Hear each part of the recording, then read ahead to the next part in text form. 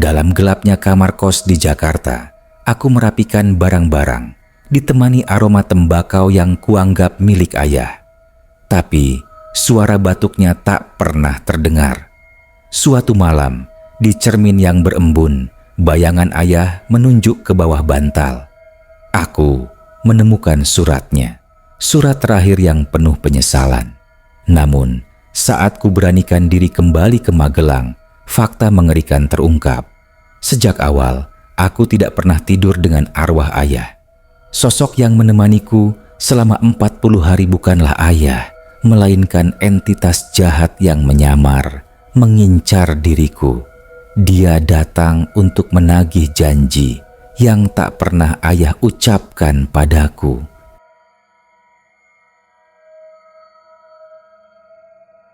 Sejak kecil, aku selalu mengagumi Jakarta. Gemerlap lampu kota, kesibukan yang tak pernah padam, dan jutaan mimpi yang bertebaran di setiap sudut jalanannya. Kini, aku, Ratih, berkesempatan untuk menjadi bagian dari hiruk-pikuk itu. Setelah lulus kuliah, aku diterima bekerja di sebuah perusahaan periklanan di kawasan Sudirman. Kabar gembira ini disambut antusias oleh kedua orang tuaku, Bapak Handoyo dan Ibu Sri. Namun, ada satu hal yang membuatku berat hati, harus meninggalkan kampung halaman di Magelang dan ayahku yang sudah sepuh. Hati-hati di jalan, Nak. Jangan lupa telepon Bapak begitu sampai. Pesan Bapak saat mengantarku ke terminal. Wajahnya yang keriput tersenyum hangat, matanya memancarkan kebanggaan sekaligus kesedihan. Iya, Pak. Bapak jaga kesehatan ya. Ratih pasti sering-sering pulang, jawabku, memeluknya erat. Bapak adalah sosok yang sangat aku sayangi. Ia selalu sabar dan bijaksana. Ibu Sri yang sejak tadi terisak memelukku tak kalah eratnya. Jangan lupakan bekal yang ibu siapkan. Jangan makan sembarangan di Jakarta, nasihat ibu dengan suara serak. Siap, Bu. Aku mengangguk, berusaha menahan air mata. Perjalanan dari Magelang ke Jakarta terasa panjang. Aku duduk di bangku bos, memandangi pemandangan yang berganti dari sawah hijau ke gedung-gedung tinggi. Pikiranku melayang ke masa kecil, saat Bapak mengajariku naik sepeda, atau saat ia bercerita tentang petualangan masa mudanya. Tiba-tiba ponselku berdering. Nama Bapak Handoyo muncul di layar. Senyumku mengembang. Halo Pak, Ratih belum sampai, masih di jalan, kataku. Ratih, cepat pulang. Suara Bapak terdengar bergetar, diselingi batuk-batuk. Ratih, Bapak. Sambungan terputus. Aku mencoba menelepon kembali, namun tidak ada jawaban. Perasaanku tidak enak. Ada firasat buruk yang merayap di dadaku. Kuputuskan untuk menghubungi ibu. Bu, Bapak kenapa? Tadi telepon tapi putus, tanyaku panik. Ratih, jangan khawatir.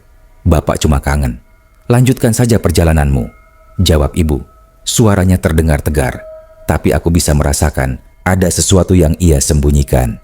Aku sampai di Jakarta larut malam. Sesampainya di kos yang sudah disewa, aku langsung menelepon ibu kembali. Bu, Ratih sudah sampai. Sekarang lagi beres-beres, laporanku. Syukurlah nak, tidurlah, pasti kamu lelah, jawab ibu. Setelah selesai merapikan barang-barang, aku merebahkan diri di kasur. Perasaan aneh menyelimutiku. Kamar kos ini terasa dingin, padahal AC tidak menyala. Udara di sekitarku terasa berat. Tiba-tiba, aku merasa ada seseorang duduk di sampingku. Aroma khas tembakau linting Bapak menyeruak, memenuhi indera penciumanku. Aku menoleh ke samping dan di kegelapan, samar-samar kulihat sosok bayangan duduk di kursi kayu dekat jendela. Sosok itu terlihat menunduk, seolah sedang merenung. Jantungku berdetak kencang, tapi anehnya, aku tidak merasa takut. Aku justru merasa aman. Bayangan itu mirip sekali dengan Bapak. Aku mengusap mata, berpikir mungkin hanya kelelahan yang membuatku berhalusinasi. Namun, aroma tembakau itu masih sangat kuat. Malam itu, Aku tidur dengan perasaan campur aduk. Ada rasa takut yang merayap, tapi juga ada rasa tenang yang aneh. Aku bermimpi tentang Bapak. Dalam mimpi itu, Bapak tersenyum padaku, tapi senyumnya tampak sedih. Ia mengulurkan tangannya, seolah ingin mengucapkan selamat tinggal. Ketika aku terbangun, subuh sudah tiba. Aku melihat ke arah kursi di dekat jendela, dan bayangan itu sudah tidak ada. Namun, aku yakin aku tidak sendirian di kamar ini. Keesokan harinya, aku memulai hari pertamaku bekerja dengan penuh semangat, meskipun sisa-sisa perasaan aneh dari malam sebelumnya masih melekat. Aku berusaha mengabaikannya, menganggapnya sebagai efek dari kecemasan dan kelelahan. Setelah hari kerja yang panjang dan melelahkan, aku kembali ke kos. Rasa lelah langsung membuatku terhuyung ke kasur. Saat aku berbaring, aroma tembakau linting yang khas kembali tercium. Kali ini lebih kuat, seolah-olah ada seseorang yang baru saja menghisapnya di dekatku. Aku membuka mata dan pandanganku jatuh ke sudut ruangan. Di sana, di atas meja kecil, di dekat jendela, tergeletak sebuah kotak kecil. Aku tidak ingat pernah meletakkannya di sana. Rasa penasaran mengalahkan rasa takutku. Aku beranjak dari kasur dan mendekati meja itu. Kotak itu terbuat dari kayu jati dengan ukiran yang sangat familiar. Itu adalah ukiran burung elang, ukiran yang selalu Bapak buat di waktu luangnya. Bapak memang seorang pengrajin kayu. Dengan tangan gemetar, aku membuka kotak tersebut. Di dalamnya terbaring sebuah kalung perak dengan liontin berbentuk hati. Di sisi belakang liontin terukir inisial R untuk Ratih. Air mataku menetes. Kalung ini persis seperti yang pernah kubilang ingin kubeli saat Bapak dan aku pergi ke toko perhiasan di kota. Saat itu, Bapak hanya tersenyum dan bilang, "Nanti Bapak buatkan yang lebih bagus." Aku memegang kalung itu dan perasaan rindu yang amat sangat menyergapku. Bagaimana bisa kalung ini ada di sini? Bapak tidak pernah memberikannya kepadaku. Jarak antara Magelang dan Jakarta begitu jauh, dan Bapak tidak pernah sekalipun menginjakkan kakinya di kota ini. Tiba-tiba, suara Ibu Sri menelepon. "Halo nak, kamu baik-baik saja?" Suaranya terdengar cemas. "Aku baik, Bu. Kenapa, Bu?" tanyaku. "Tidak ada apa-apa, Ibu cuma kangen. Bapak juga kangen sama kamu," jawab Ibu. Suaranya sedikit bergetar. "Bu, aku dapat kalung yang Bapak buat. Kapan Bapak mengirimkannya?" tanyaku penuh harap. Hening sejenak. "Kalung apa, Ratih?" "Bapak tidak pernah mengirimkan apa-apa," jawab Ibu dengan nada bingung. Jantungku berdebar tak karuan. Aku menoleh ke arah kotak kayu di meja. Kotak itu masih ada, dan kalung itu ada di tanganku. "Ini, Bu, kalung perak. Bapak kan janji mau buatkan aku kalung ini," kataku. "Ratih, Ibu tidak tahu apa yang kamu bicarakan. Bapak sudah..." Suara Ibu kembali terputus, dan aku mendengar isakan pelan. "Maaf nak, sambungan tidak jelas. Nanti Ibu telepon lagi." Ponselku mati. Aku menatap kalung di tanganku. Dingin. Bukan dingin logam, tapi dingin yang menusuk ke tulang. Seolah-olah kalung itu berasal dari tempat yang sangat dingin. Malam itu, aku tidak bisa tidur. Aku berbaring di kasur, memeluk kalung itu erat-erat. Aroma tembakau Bapak semakin pekat, dan aku merasa ada sentuhan lembut di rambutku. Perasaan itu sama, persis seperti saat Bapak mengelus rambutku sebelum aku tidur. Aku memejamkan mata, membiarkan diriku diselimuti perasaan aneh yang campur aduk ini. Di satu sisi, aku takut. Di sisi lain, aku merasa Bapak benar-benar ada di sini, menjagaku. Minggu-minggu pertama di Jakarta berjalan dengan aneh. Setiap malam, aku merasakan kehadiran Bapak di kamarku. Kadang-kadang, aku melihat bayangannya duduk di kursi. Kadang-kadang, aku mendengar suara batuknya yang pelan. Setiap malam, aroma tembakau lintingnya mengisi kamarku. Aku mulai terbiasa dengan kehadiran ini. Aku merasa lebih tenang, tidak lagi takut. Aku bahkan mulai berbicara dengannya. "Pak, hari ini kerjaanku banyak banget." Atau "Pak, Jakarta panas sekali." Aku tahu itu aneh, tapi aku merasa ia mendengarkanku. Namun, kejadian aneh itu tidak berhenti di situ. Suatu malam, aku terbangun karena haus. Aku berjalan ke dapur kecil di kos dan mengambil segelas air. Saat melewati kamar mandi, aku melihat cermin di sana memancarkan cahaya remang-remang. Aku melangkah mendekat dan melihat pantulanku. Namun, di belakang pantulanku ada bayangan bapak berdiri. Wajahnya terlihat pucat dan sedih. Ia tidak tersenyum. Tangannya terangkat menunjuk ke arahku, seolah ingin mengatakan sesuatu. "Bapak," bisikku. Bayangan di cermin itu tidak bergerak, hanya menatapku dengan tatapan kosong. Tiba-tiba, pantulanku di cermin berubah. Wajahku terlihat sangat lelah. Ada lingkaran hitam di bawah mata, dan kulitku pucat pasi. Tangan bapak yang pucat di cermin seolah menuliskan sesuatu di permukaan cermin. Tulisan itu muncul perlahan. "Ratih, cepat pulang. Bapak butuh kamu." Tulisan itu menghilang secepat ia muncul. Tubuhku gemetar hebat. Ini bukan lagi halusinasi. Ini nyata. Ada sesuatu yang ingin bapak sampaikan, dan itu bukan hal yang baik. Aku kembali ke kamar. Jantungku berdebar tak karuan. Aku mencoba menghubungi ibu, namun ponselku tidak ada sinyal. Aku memeluk kalung pemberian bapak, mencoba mencari ketenangan, namun rasa takut kini lebih kuat daripada rasa aman. Malam itu, aku tidak bisa tidur sama sekali. Aku berbaring, mencoba memahami apa yang terjadi. Kenapa bapak ingin aku pulang? Kenapa pesannya begitu mendesak dan menakutkan? Aku mencoba mengingat kembali percakapan telepon terakhirku dengan ibu. Ia selalu mengelak setiap kali aku bertanya tentang bapak. Ada sesuatu yang disembunyikan dariku, dan aku yakin itu berhubungan dengan bapak. Pagi harinya, saat matahari mulai terbit, aku mengambil ponselku lagi. Sinyal sudah kembali. Aku langsung menelepon ibu. "Halo Bu," suaraku serak. "Ya nak, kenapa? Kamu sakit?" Suara ibu terdengar khawatir. "Bu, aku mau pulang," kataku. "Ada yang tidak beres?" Bapak kenapa Bu?" Hening. Kali ini heningnya terasa lebih panjang dan mencekam. "Ratih, dengar ibu baik-baik. Jangan panik. Bapak sudah tidak ada nak. Sudah 40 hari yang lalu." Ponselku terlepas dari genggaman. Hancur. Aku tidak bisa mendengar lagi suara ibu. Tubuhku terasa lemas.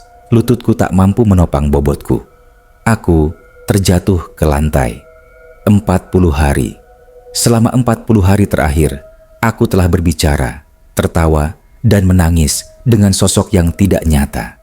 Sosok yang kukira bapak. Aroma tembakau, bayangan di kursi, sentuhan di rambut, bahkan kalung di tanganku. Semua itu berasal dari arwah bapak. Rasa takut yang sebelumnya kurasakan tidak seberapa dibandingkan dengan kengerian yang menyelimuti seluruh jiwaku saat ini. Aku telah tidur bersama arwah bapak selama 40 hari. Setelah mendengar kabar dari ibu, duniaku runtuh. 40 hari. Selama itu, aku tidak menyadari bahwa orang yang aku sayangi sudah tiada. Segala hal yang terjadi di kamar kosku, semua kenangan yang aku rasakan, ternyata adalah manifestasi dari kehadiran arwah bapak. Aku tidak lagi merasakan rasa aman, yang ada hanya ketakutan yang mencekik. Aku segera membereskan barang-barangku. Aku mengambil cuti dari pekerjaan dan tanpa pikir panjang, aku membeli tiket bus untuk pulang ke Magelang. Selama perjalanan, aku tidak bisa tidur. Aku terus-menerus mengingat percakapan telepon dengan ibu. "Kenapa Bu? "Kenapa ibu tidak memberitahu Ratih?" tanyaku dengan suara bergetar. "Kami tidak ingin mengganggu pekerjaanmu, Nak. Bapak juga yang berpesan, biarkan Ratih fokus dengan mimpinya. Bapak akan menjaganya dari sini," jawab ibu, suaranya pilu. "Kami pikir setelah 40 hari Bapak akan tenang. Tapi ternyata..." Air mataku tumpah. Aku merasa bersalah. Aku merasa seperti anak yang egois, terlalu fokus pada diriku sendiri hingga tidak menyadari kesedihan yang dialami keluargaku. Malam itu, di dalam bus yang gelap, aku merasakan kembali aroma tembakau Bapak. Kali ini, aroma itu tidak menenangkan. Ia terasa dingin, menusuk. Aku menoleh ke kursi di sampingku, dan di kegelapan, samar-samar, kulihat sosok yang kukenal. Bayangan Bapak duduk di sana, menatapku dengan tatapan kosong. "Pak," bisikku, air mataku mengalir. Bayangan itu tidak bergerak, hanya menatapku dengan sorot mata yang sulit diartikan. Ada kesedihan yang mendalam di sana, tapi juga ada semacam permintaan. Aku merasakan hawa dingin merayap dari kursi di sampingku. Dingin yang sangat nyata, seolah-olah ada es yang menyelimuti udara. Aku menutup mataku, mencoba berdoa, mencoba mengusir ketakutan yang menguasai diriku. Saat aku membuka mata, bayangan itu sudah tidak ada. Namun, di bangku itu tergeletak sebuah sapu tangan. Sapu tangan itu milik Bapak. Aku ingat, Bapak selalu membawa sapu tangan itu kemana-mana. Aku mengambilnya dan rasanya masih hangat. Bau tembakau dan keringatnya yang khas masih menempel kuat. Perasaanku campur aduk. Aku bingung, apakah aku harus takut atau apakah aku harus merasa terharu. Sesampainya di Magelang, aku langsung menuju rumah. Ibu Sri menyambutku dengan pelukan yang erat dan tangis yang pilu. Aku melihat rumah kami. Tidak ada yang berubah. Foto-foto Bapak masih terpajang di dinding.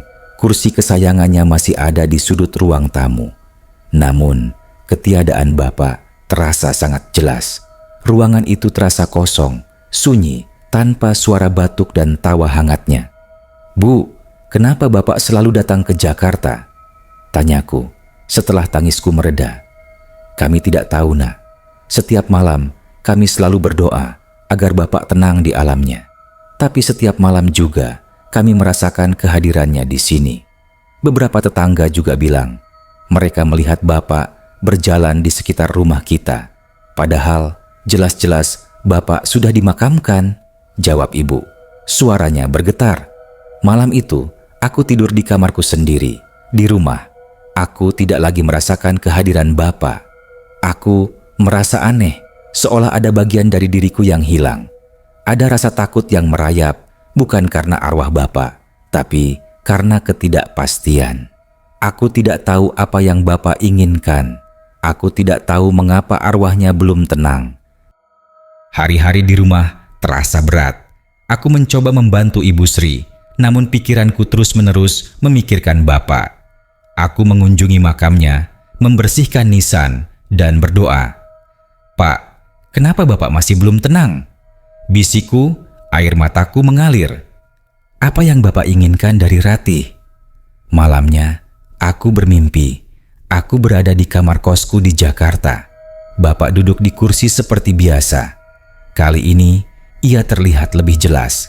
Wajahnya tidak pucat, tapi matanya terlihat sangat sedih. Ia tidak berbicara, hanya menunjuk ke arah bantal di kasurku. Aku bangun, keringat dingin membasahi dahi. Aku tahu mimpi itu adalah petunjuk. Ada sesuatu di bawah bantal di kosku, sesuatu yang penting yang Bapak ingin aku temukan. Aku menceritakan mimpi itu pada ibu. "Ibu yakin, Nak, itu adalah petunjuk. Bapakmu tidak akan tenang sampai kamu menemukan apa yang ia sembunyikan," kata ibu, matanya penuh harap. Tanpa membuang waktu, aku memutuskan untuk kembali ke Jakarta. Ibu Sri ikut bersamaku. Perjalanan kali ini terasa berbeda. Aku tidak lagi merasa takut. Aku merasa ada misi yang harus aku selesaikan. Selama di perjalanan, Aku tidak melihat bayangan Bapak. Tidak ada aroma tembakau yang menusuk. Kehadirannya terasa jauh, namun aku tahu ia menunggu di sana. Sesampainya di kos, aku segera menuju kamar. Ibu Sri menunggu di luar. Ia tidak berani masuk. "Ibu tidak tahan, Nak. Udara di kamar ini terasa sangat berat," katanya. Aku masuk ke dalam dan aroma tembakau yang pekat langsung menyeruak, lebih kuat dari sebelumnya. Di kursi dekat jendela, bayangan Bapak duduk di sana menatapku. Kali ini ia terlihat lega. Ia tersenyum, tapi senyumnya tampak sangat sedih. Aku langsung menuju kasur dan dengan tangan gemetar aku mengangkat bantal. Di bawah bantal itu tergeletak sebuah amplop coklat yang sudah usang. Di amplop itu tertulis namaku, "Untuk Ratih." Dengan tangan gemetar aku membuka amplop itu. Di dalamnya ada sebuah surat tulisan tangan Bapak. "Untuk anakku Ratih yang Bapak sayangi, ketika kamu membaca surat ini, Bapak mungkin sudah tidak ada. Jangan bersedih, Nak. Bapak sudah ikhlas. Bapak hanya ingin kamu tahu ada satu hal yang Bapak sesali. Dulu, saat kakekmu sakit parah, Bapak menjual tanah pusaka kita untuk biaya pengobatan. Tanah itu ada di sebelah kebun mangga yang sering kamu jadikan tempat bermain. Bapak berjanji pada kakekmu, tanah itu tidak akan pernah dijual. Tapi Bapak melanggar janji itu. Sampai sekarang, Bapak tidak tahu siapa yang membeli tanah itu. Bapak mohon, Nak, temukan tanah itu dan tebuslah." Itu adalah satu-satunya penyesalan Bapak yang membuat Bapak belum bisa tenang. "Bapak sangat menyayangimu. Jaga ibu. Salam sayang, Bapakmu." Aku membaca surat itu dan air mataku mengalir deras. Jadi, ini alasannya. Bapak tidak bisa tenang karena rasa bersalahnya. Penyesalan itu begitu besar hingga mengikat arwahnya ke dunia. Aku memeluk surat itu erat-erat. Tiba-tiba, aroma tembakau itu menghilang. Bayangan Bapak di kursi juga ikut memudar. Aku menoleh ke arah jendela dan aku melihat bayangan Bapak melambaikan tangannya seolah mengucapkan selamat tinggal. Kali ini senyumnya tidak lagi sedih. Ada kedamaian di wajahnya. Aku kembali ke Magelang bersama Ibu Sri membawa surat dari Bapak. Aku menceritakan semua yang terjadi pada Ibu. Ibu menangis, namun tangisannya kali ini adalah tangisan lega. "Bapakmu memang selalu begitu. Ia selalu ingin menjaga janjinya," kata Ibu. Dengan bantuan tetangga-tetangga dan kenalan Bapak, aku memulai pencarian. Aku mencoba mencari tahu siapa yang membeli tanah pusaka itu. Prosesnya tidak mudah, karena dokumen-dokumen lama sudah tidak jelas. Aku hampir menyerah, tapi setiap kali aku merasa lelah, aku teringat pada surat Bapak. Aku teringat pada bayangannya yang menatapku sedih. Aku terus mencari. Suatu malam, aku mengunjungi rumah Pak Rahmat, seorang teman lama Bapak yang juga pensiunan kepala desa. Pak Rahmat membuka pintu dan menyambutku dengan senyum ramah. Kami duduk di ruang tamu dan aku mulai bertanya tentang tanah pusaka itu. "Ratih, tanah pusaka Bapakmu?" tanya Pak Rahmat. Ekspresinya berubah. "Setahu saya, tanah itu tidak pernah dijual." Jantungku berdebar kencang. "Maksud Bapak?" tanyaku. "Iya, Nak. Waktu itu, Bapakmu memang sempat kesulitan uang. Tapi, tiba-tiba ia dapat pinjaman dari seseorang. Ia tidak pernah mau menyebutkan siapa orangnya. Katanya, ia dapat pinjaman dari saudara jauh. Jadi, tanah itu tidak jadi dijual. Tanah itu masih milik Bapakmu. Masih atas nama Bapakmu," jelas Pak Rahmat. Aku merasa duniaku berputar. Jika tanah itu tidak dijual, lalu kenapa Bapak menulis surat itu? Kenapa Bapak mengatakan ia menyesal menjualnya? Tiba-tiba, ingatanku kembali pada percakapan telepon terakhirku dengan Bapak saat ia batuk-batuk dan memintaku untuk pulang. Aku pamit pada Pak Rahmat dan bergegas pulang. Aku masuk ke kamarku dan di sana aku menemukan sesuatu yang ganjil. Di bawah bantal di kasurku ada buku harian tua milik Bapak. Aku membukanya dengan tangan gemetar. Halamannya sudah menguning dan di halaman terakhir ada tulisan yang ditulis dengan tergesa-gesa. "Ratih, cepat pulang. Bapak tidak sanggup lagi. Ia semakin kuat." Di bawahnya ada sebuah foto. Foto Bapak dan Ibu, namun wajah Bapak terlihat kabur. Di sampingnya ada foto lain. Foto seorang pria yang tidak kukenal. Wajahnya terlihat menyeramkan dengan mata merah yang menyorot tajam. Di bawah foto itu ada tulisan kecil. "Orang yang datang setiap malam. Ia ingin mengambil Ratih. Ia datang untuk menagih janji."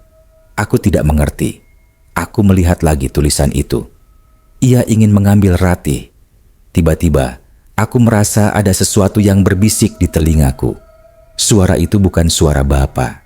Itu suara yang dalam dan dingin. Janji itu harus ditepati. Sekarang giliranmu, Ratih. Aku menoleh ke belakang dan di bayangan di cermin, aku melihat pantulan diriku yang pucat. Namun, di belakang pantulanku berdiri seorang pria dengan mata merah menyala. Itu adalah pria yang ada di foto. Wajahnya bukan wajah Bapak. Wajahnya adalah wajah iblis. Aku menyadari selama ini aku tidak tidur dengan arwah Bapak. Aku tidur dengan sosok lain yang menyamar sebagai Bapak. Sosok itu menggunakan ingatan dan perasaanku terhadap Bapak untuk mendekatiku. Arwah Bapak memang ada, mencoba melindungiku, mencoba mengirimkan pesan agar aku cepat pulang. Namun, sosok yang menyaru sebagai Bapak, yang memberikan kalung, yang berbicara di cermin, dan yang menunjuk ke bawah bantal adalah sosok iblis yang menagih janji. Janji itu bukan tentang tanah. Janji itu adalah janji yang dibuat oleh Bapak, entah kapan dan untuk apa, yang mungkin melibatkan dirinya sendiri atau anaknya. Ia ingin mengambil Ratih. Aku merasa merinding. Selama ini, aku tidak berhadapan dengan arwah Bapak yang baik.